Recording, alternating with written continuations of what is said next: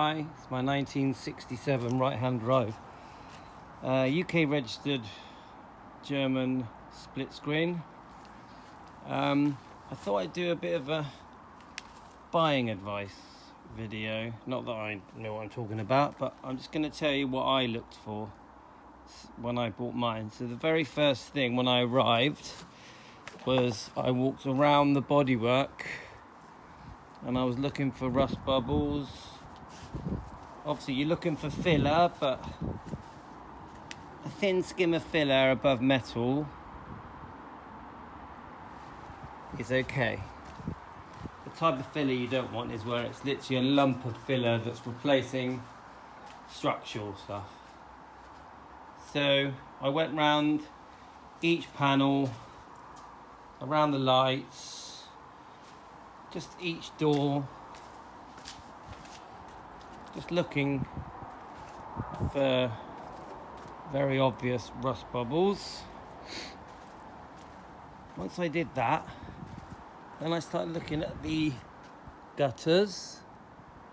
Obviously they're very prone to rot.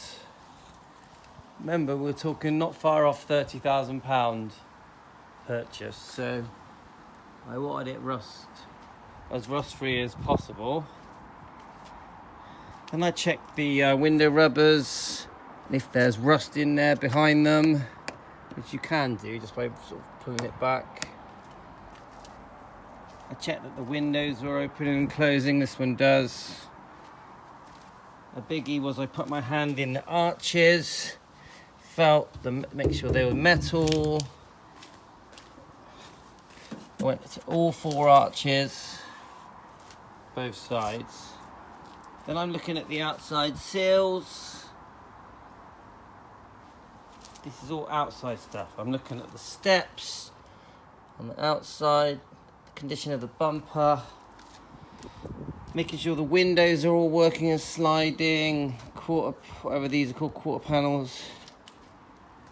Just silly things like it had the antenna, making sure all the electric lights work.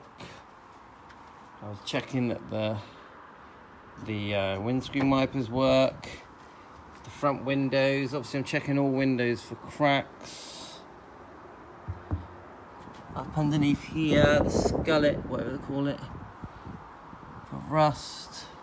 I'm checking the roof for rust.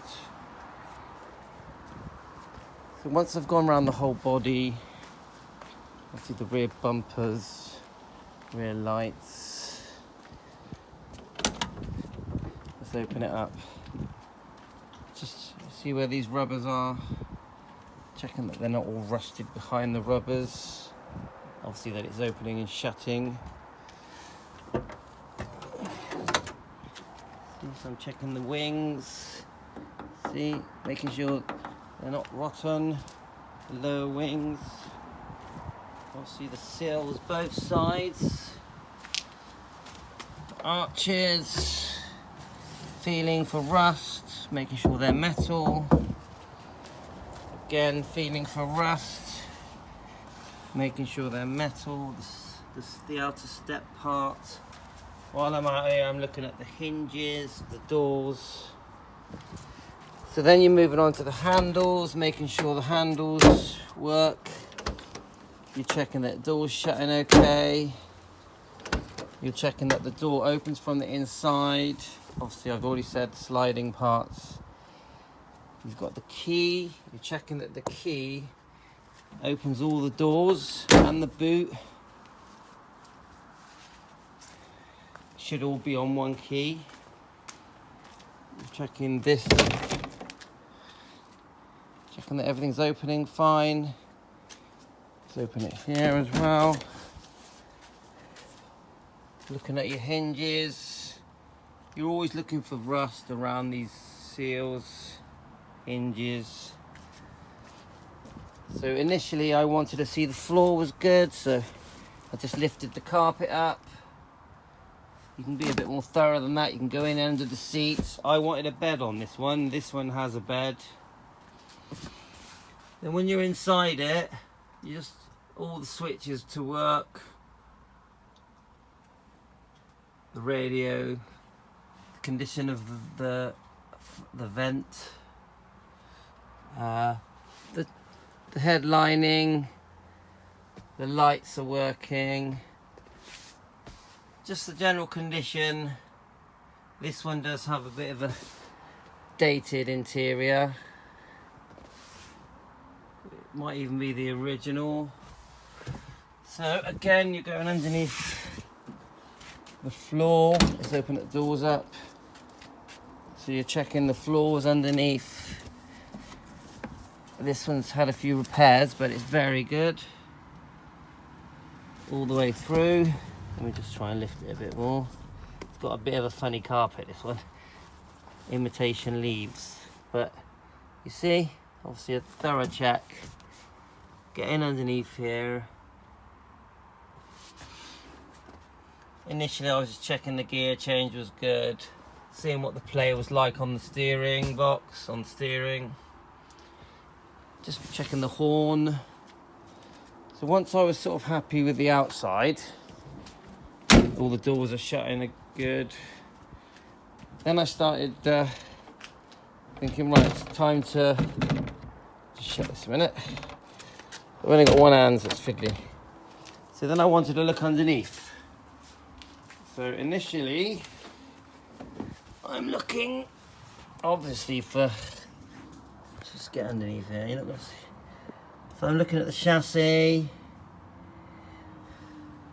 See your beams there, up in the arches. You're checking the seatbelt mounts. You're just constantly looking for rust. So you've got the front valance, the inner valance. You're looking at repairs. The steering box, making sure there's no leak. See if the seals need changing. And just the general condition of the floors from the underneath. Going right, and you're looking at the brake master cylinder for leaks. And I'm looking at the inside of the wheels. Just the general condition to see if it's been looked after. This is all under the front. You've got your inner steps. There's the inner step there. Yeah. This bit where it connects to the front inner valance. Things like that. Okay, that's under the front. Then I wanted up inside the arches. I was looking at the condition of the beam. The outer beam. You've got your arms there. Just up inside here, up inside the arches for rust. Then I'm lying down underneath on the left side, and I'm just looking. I was just looking generally for the condition of the floors and the outriggers and the cross members. Always looking for rust, seeing if the repairs that have been done are okay. And the inner sills, see if I can see the inner sill there. So both sides I've checked this.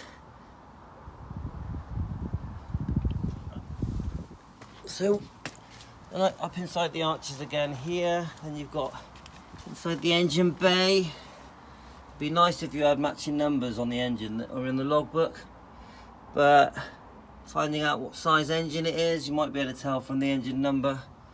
I like looking up in here for rust where the battery trays, and up in there where the petrol tank is. Just looking for rust, the condition of the battery tray on this side, up inside here.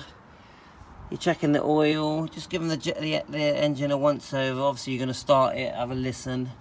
You're looking to see if there's any leaks underneath. The condition of this,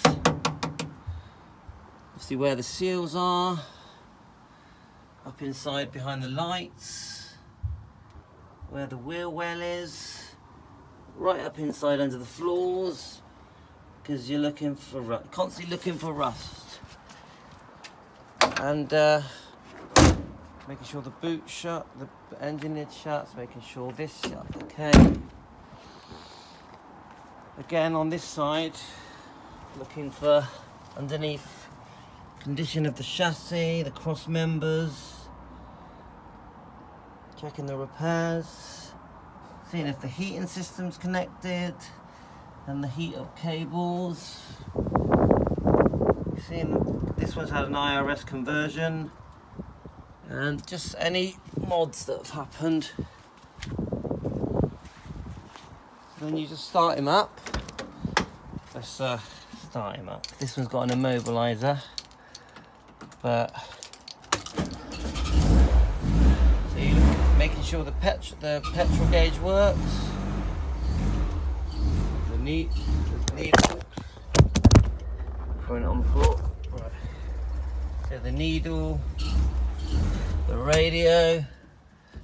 I've only just started it, so it needs to warm up a little bit. Condition of the seating. Still looking for cracks in the windows.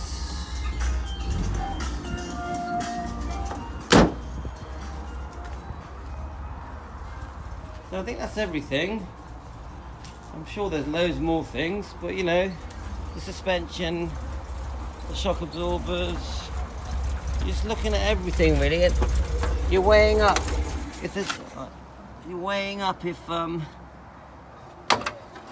much needs to be spent to fix all the little bits. I would say that generally they're all going to need a bit of upkeep. You take it for a test drive, see how the brakes are, see if they're pulling, see what the steering box feels like. You're always thinking, well, if I find a fault, can I fix it? What will it cost me? My big thing is if it's heavy on rust, stay away from it. But if it's small bits that you can repair or get repaired, even rust bubbles, as long as they're not rotten right through and they're just surface rust bubbles, it's not the end of the wood. And asking for a perfect paint job on one of these, unless it's been fully refurbished, reconditioned, and restored, you're going to accept a few minor.